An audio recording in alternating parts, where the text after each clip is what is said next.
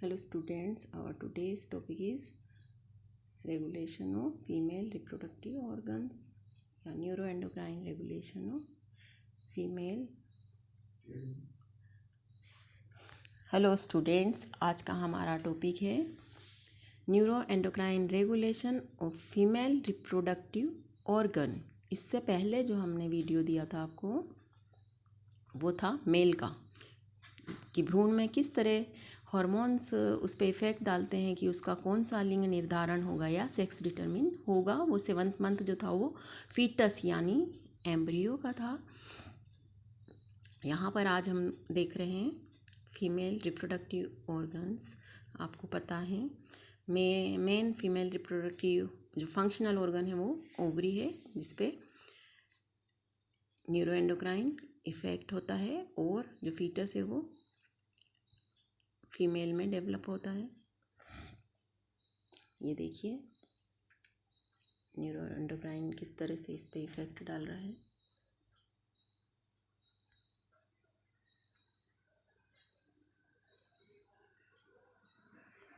आप जानते हैं मुख्य फीमेल हार्मोन्स कौन कौन से होते हैं? एस्ट्रोजन और androgen.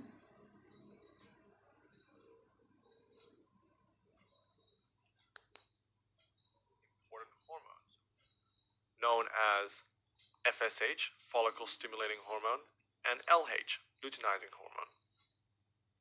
Please note that in males, this same process also occurs.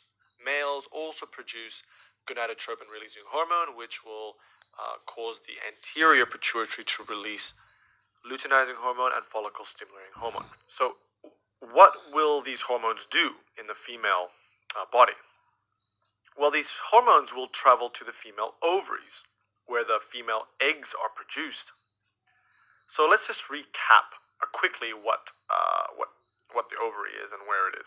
So here we have the uterus and the ovaries, which connects to the uterus via the fallopian tube, essentially.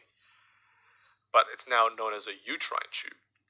So we will focus on this ovary here. So let's zoom in. So here is the ovary, and it has blood vessels, and it's through these capillaries, these blood vessels, that the hormones can enter. Now in each ovary there are follicles. Women have many follicles in the ovaries, and each month only some will begin to mature, but only one will ovulate and will ovulate and produce an egg. Now let's just say it's the beginning of the menstrual cycle. So just after a female has shed her uterine wall, just had the period.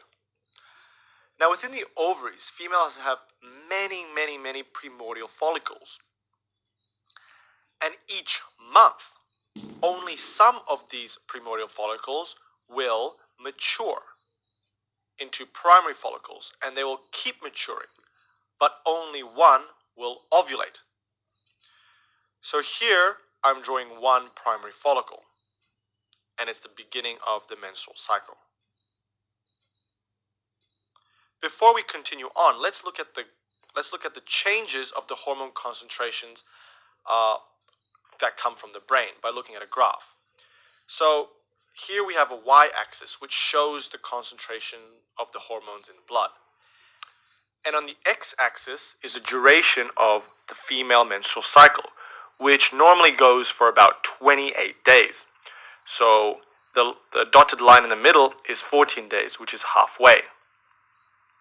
Now, just to simplify things even more, the menstrual cycle can be divided into two phases. The first 14 days is known as the follicular phase, and the last 14 days is known as the luteal phase. And this is important to keep in mind. So the first is the follicular phase, the second is the luteal phase. Now initially, in the beginning of the menstrual cycle, there is an increase in gonadotropin releasing hormone secreted by the hypothalamus, because it's the start of the menstrual cycle. And this should cause a steady increase in follicle stimulating hormone, but just hold on to that thought and hopefully it will make sense. So let's go back to the gonadotropin releasing hormone from the hypothalamus is stimulating the release of luteinizing hormone, at low concentrations, estrogen will inhibit luteinizing hormone release. Another fact is, so at low concentrations, estrogen will inhibit luteinizing hormone secretion. However, at high concentrations, estrogen will stimulate luteinizing hormone secretion. Now, things are changing. The increase in gonadotropin releasing hormone and estrogen will stimulate then luteinizing hormone secretion. And you see this massive spike in luteinizing hormone concentration.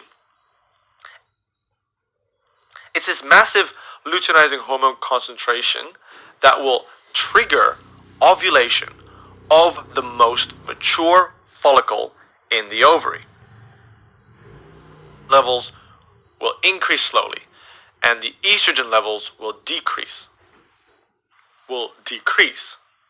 And this will mean that progesterone cannot inhibit gonadotropin releasing hormone.